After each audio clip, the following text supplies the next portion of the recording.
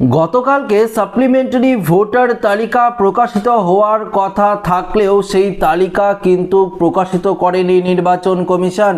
তবে ইতিমধ্যেই কমিশনের তরফ থেকে জানানো হয়েছে আগামী 23 মার্চ সাপ্লিমেন্টারি ভোটার তালিকার প্রথম ধাপ কিন্তু প্রকাশিত হবে।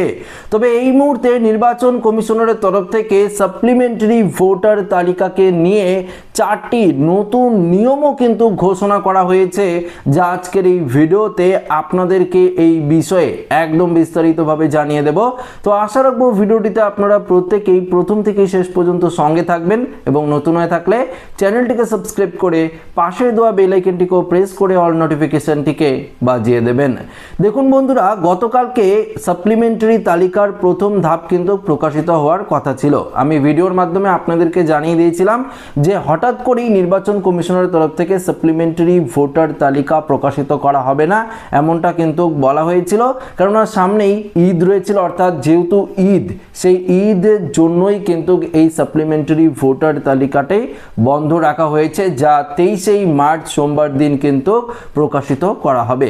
ঠিক কখন প্রকাশিত করা হবে এবং এই সাপ্লিমেন্টারি তালিকা বিষয়ে 4টি যে গুরুত্বপূর্ণ ঘোষণা করা হয়েছে কমিশনারের তরফ থেকে, সেগুলো আপনাদেরকে আগে এক এক করে জানিয়ে দিই। তো অবশ্যই একটু মনোযোগ সহকারে যদি আপনারা ভিডিওটি দেখেন তাহলে পরিষ্কারভাবে বিস্তারিত বুঝতে পারবেন।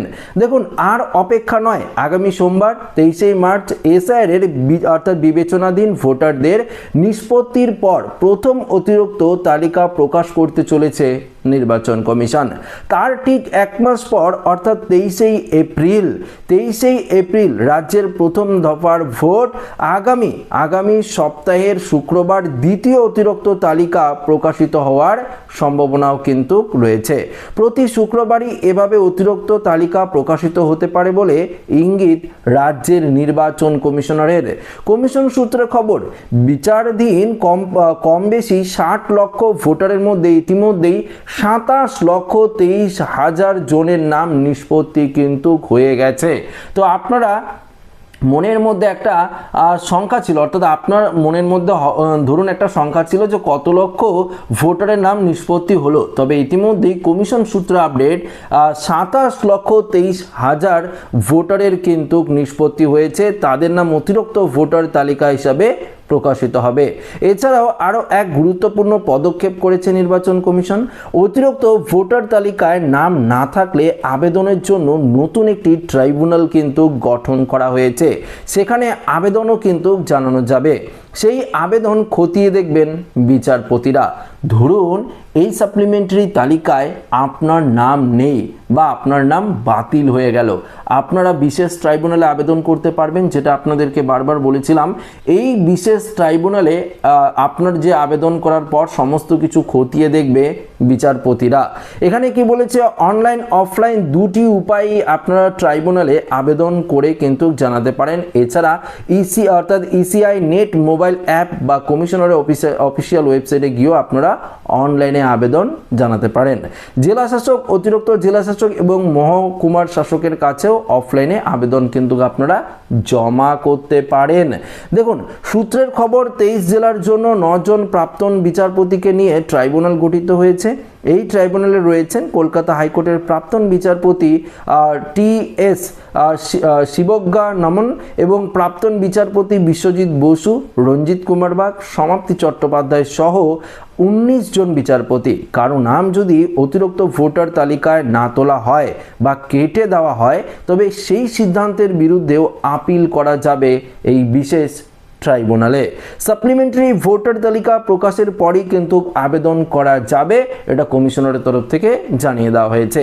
দেখুন, 4টি যে গুরুত্বপূর্ণ নিয়ম বলেছে, 4টি যে গুরুত্বপূর্ণ ঘোষণা করেছে, এক এক করে আপনাদেরকে জানিয়ে দিই। ফার্স্ট অর্থাৎ 1 নম্বরে কি বলেছে, অনলাইন অফলাইন দুটি উপায়ে আপনারা ট্রাইব্যুনালে আবেদন করতে পারবেন, যেটা একটু আগে আপনাদের বললাম। অর্থাৎ অনলাইন অফলাইন দুই উপায়েই আপনারা বিশেষ ট্রাইব্যুনালে আবেদন করতে পারেন যদি সাপ্লিমেন্টারি ভোটার তালিকায় আপনার নাম না ওঠে বা কোনো কারণে আপনার নাম বাতিল হয়ে যায়। 2 নম্বর কি বলছে, ইসিআই নেট মোবাইল অ্যাপ বা কমিশনারের সাইটে গিয়েও আপনারা অনলাইনে আবেদন করতে পারবেন, যেটাও আমি একটু আগে আপনাদেরকে বললাম। তৃতীয় নাম্বার, এছাড়াও জেলা শাসক, অতিরিক্ত জেলা শাসক এবং মহকুমার শাসকের কাছেও অফলাইনে আবেদন জমা করতে পারবেন, যেটা আমি আরও একটু আগে আপনাদেরকে বললাম। এছাড়াও 4 নাম্বার বলেছে এই ট্রাইব্যুনাল এখন থেকেই কাজ করতে কাজ করতে পারবে, অর্থাৎ এই যে ট্রাইব্যুনাল রয়েছে এখন থেকেই কাজ করতে পারবে, এটা কিন্তু কমিশনারের তরফ থেকে জানিয়ে দেওয়া হয়েছে। সমস্ত আবেদনের নিষ্পত্তি হয়ে গেলে এই ট্রাইব্যুনাল আর কিন্তু থাকবে না। আবেদনের যে নিষ্পত্তি সেটা হয়ে গেলে এই ট্রাইব্যুনাল কিন্তু আর থাকবে না, বন্ধ করে দেওয়া হবে। তো বন্ধুরা, এই আপডেটে আপনারা বেশ কিছু ইনফরমেশন পেলেন। প্রথম ইনফরমেশন সেটি হলো গতকালকে যেহেতু সাপ্লিমেন্টারি তালিকা প্রকাশিত হয়নি, তো 23 মার্চ সোমবার বিকেলের দিকেই সাপ্লিমেন্টারি তালিকা প্রকাশিত হবে। তো সেই নিয়ে আপনাদের কোনো চিন্তা নেই, আমি আছি, আপনাদের ভিডিওর মাধ্যমে জানিয়ে দেব, দেখিয়েও দেব আপনারা কিভাবে সেই সাপ্লিমেন্টারি তালিকাটি ডাউনলোড করবেন।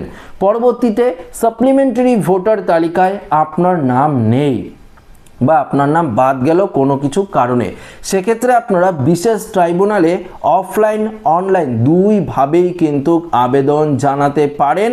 এবং বিচারপতিরা রয়েছে, অবসরপ্রাপ্ত বিচারপতিরা, প্রাক্তন বিচারপতিরা, সেই সমস্ত কিছু আপনার আবেদন কিন্তু খতিয়ে দেখবে। সমস্ত জেলায় বিচারপতিদের নিয়োগ করা হয়েছে এক্সট্রা করে, তারা কিন্তু খতিয়ে দেখবে। আপনারা অনলাইনে আবেদন করতে পারেন voters.eci.gov.in এ, পাশাপাশি আপনারা ইসিনেট অ্যাপ যে রয়েছে সেই অ্যাপেও কিন্তু আপনারা অনলাইনে আবেদন জানাতে পারেন। অফলাইনে আপনারা ব্লক অফিস, মহকুমার যে অফিসগুলো রয়েছে, জেলা শাসক অফিস, সেখানে গিয়েও কিন্তু আপনারা আবেদন জানাতে পারেন। সেই সমস্ত কিছু আবেদন কিন্তু খতিয়ে দেখা হবে এবং খতিয়ে দেখে যদি বিচারকদের মনে হয় বা বিচারপতিদের মনে হয় যে আপনি বৈধ ভোটার, তাহলে কিন্তু আপনার নাম থাকবে। সেক্ষেত্রে কোনো রকম কিন্তু সমস্যায় আপনাদের পড়তে হবে না।